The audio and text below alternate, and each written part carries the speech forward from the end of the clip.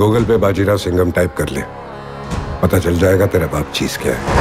Hello friends, তো যেমনটাকে আজকে সিঙ্ঘম series trailer চলে এসেছে, সবার দারুণ লেগেছে। তো রিয়াকশনে দেখতেই পাচ্ছি, সবাই বিভিন্ন পোস্ট নামাচ্ছে, রিভিউ দিচ্ছে। তো ভেবেছিলাম এটা নিয়ে আর কিছু বলবো না, তো ভাবলাম কেন আমি বলবো না, একটু আমার ভালো লাগাগুলো তোমাদের সাথে বলি। তো যেরকমটা কি প্রথমেই দেখিয়ে দিচ্ছে যে রামায়ণের সাথে এটা একটা লিঙ্ক আছে, মানে রামায়ণ প্লাস হচ্ছে রোহিত শেট্টির তড়কা ইকুয়াল টু সিঙ্ঘম 3, এই হচ্ছে মেন হচ্ছে ব্যাপার।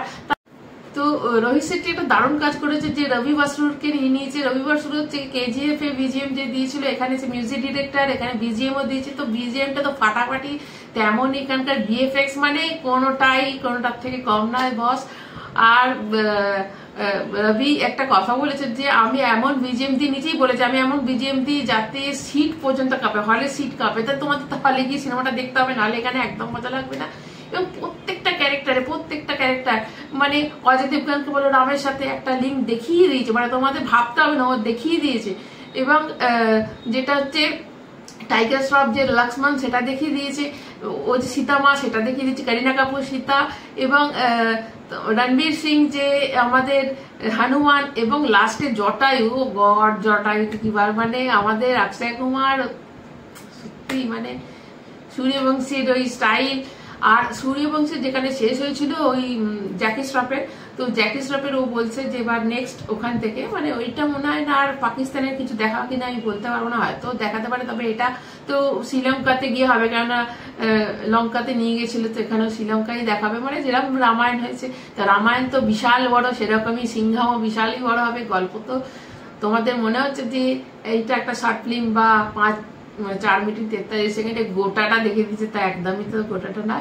ভেতরে তো রোহিত শেট্টির যে মশলা আছে সেটা তো তোমাদের হলে গিয়ে দেখতে হবে। আর হচ্ছে তার সাথে তো রবির বিজিএম মানে তোমাদের মাথা পাগল করে দেওয়ার মতো। আর একটা ব্যাপার হচ্ছে যে আমার তো ওই আমাদের দীপিকা পাড়ুকোনকে দেখে তো মিনাম্মার কথা মনে পড়ে গেল চেন্নাই এক্সপ্রেসের, মানে ওরকম স্টাইলের টোনে কথাটা বলছে, তো ওটাই আমার মনে হলো। আর ইয়ে টাইগার শ্রফের যে এন্ট্রিটা দারুণ লেগেছে, মানে দারুণ, তো আলাদা করে কিছু বলার নেই, সবাই দারুণ আর কি বলবো, সবাই দারুণ। তো একটাই ব্যাপার হচ্ছে যে এই যে ভুল বলে যে পোস্টপন হয়ে গেল, এটা একসাথে রিলিজ হয়ে যেতে পারতো। হ্যাঁ, এটা বলিউডের ফায়দা, মানে ইন্ডাস্ট্রি যত বেশি ফায়দা হবে ততই তো ভালো। তো যেমন একটা তোমরা জানো কিনা নিশ্চয়ই জানো যে এই কানুবা সিনেমাটা একটু পিছিয়ে গেছে, কেননা আমাদের থালাই বাজে মানে আমার রজনীকান্ত ওনার যে সিনেমাটা রিলিজ করছিল, তো যখন রিলিজ করে তখন নিজেই সম্মান দিয়ে সরে গেছিল সূর্যা। তো এইগুলো একটা ব্যাপার আছে। তো যাই হোক, এখানে এসব নেই, কোনো ব্যাপার নয়, ওরাও নিশ্চয়ই কিছু আনবে। যাই হোক, ওটা নিয়ে আমি এখন কোনো কথা বলছি না। তো ধামাকেদার একটা ট্রেলার এসেছে, তোমরা সবাই এনজয় করো। আমার তো ভীষণ ভালো লেগেছে কোনো সিন, তো বিশেষ কিছু ইমোশনাল সিন তো এখানে নেই, তবে একটা জায়গায় যেখানে ওই তোমার দীপিকা পাড়ুকোন খুব কাঁদছে এবং পেছনে অনেক আগুন জ্বলছে দেখাচ্ছে, এটা কেন জ্বলছে ওটা তো সিনেমাতেই দেখতে পাবো। তো ওই একটা ইমোশনাল একটা জায়গা দেখলাম। আর একটা জায়গা হচ্ছে ওই যে চুড়িটা তুলছে যখন অজয় দেবগন, ওখানে একটু ইমোশন, বাট বাকি তো সব অ্যাকশন। আর আমাদের রণবীর সিং এর কমেডি, ওটা তো কোনো কথাই নয়, দারুণ কমেডি, ও তো মানে কমেডিয়ানই বোধ হয়।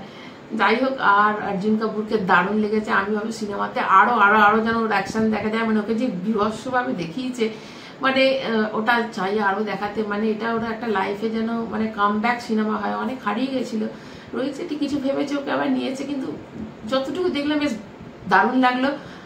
এবং আমি চাই যে ও আবার কামব্যাক করুক, সেই আমাদের অর্জুন কাপুর যে 2 স্টেটস করেছিল, তো ওগুলো একটা তখনকার সিনেমাগুলো দারুণ ছিল। তো যাই হোক, আর একটা তোমাদের বলতে চাই, আর একটা হচ্ছে দয়াকে আর একটু দেখালে ভালো হতো। সেই দয়া দরজা ভাঙা বলো তো সিআইডিতে আমরা দেখতাম, দয়া তোর তো দরওয়াজা যায়, এখানেও করিনা কাপুর তাই বলছে। তো ওটা বেশ মজা করলাম। তবে শুনছি নাকি দয়ার ক্যারেক্টারটাকে মেরে দেওয়া হবে, এটা একদম ভালো লাগলো না, দয়ার ক্যারেক্টারটা থাকলে আরো ভালো হতো। যাই হোক, কিছু মানে সিনেমাটা তো ওটা ওইভাবে এনজয় করতে হবে, কাউকে মরতে হবে। তো কিন্তু ওখানে তো জটায়ুকেও মরতে হয়, কিন্তু এখানে তো কি জানি না অক্ষয় কুমারের কি হবে। যাই হোক, তোমরা সবাই সিনেমাটা ভালো করে এনজয়, যখন রিলিজ করে 1 তারিখে তো রিলিজ করছে, সত্যি করেই বলেছে যে বাজিটা ওখানেই সবাই থিয়েটারে ফোটাবে, তো তোমরা সবাই সিনেমাতেই বাজি ফুটবে। তো দিওয়ালি সবার ধামাকেদার হবে, তো সেটা তো রোহিত শেট্টি নিজেই বলে দিচ্ছে, তোমরাও এনজয় করো, আমিও এনজয় করব। তো তারপরে তখন তো আবার বলা যাবে। তো তোমাদের কেমন লাগলো? যারা সিঙ্গামের ফ্যান অবশ্যই একটা লাইক আর কমেন্ট কিন্তু করবে, আর প্লিজ চ্যানেলটাকে সবাই একটু সাবস্ক্রাইব করে নাও, তাহলে একটু ভালো লাগে। তো সবাই ভালো থেকে সুস্থ থেকে এখন মতো।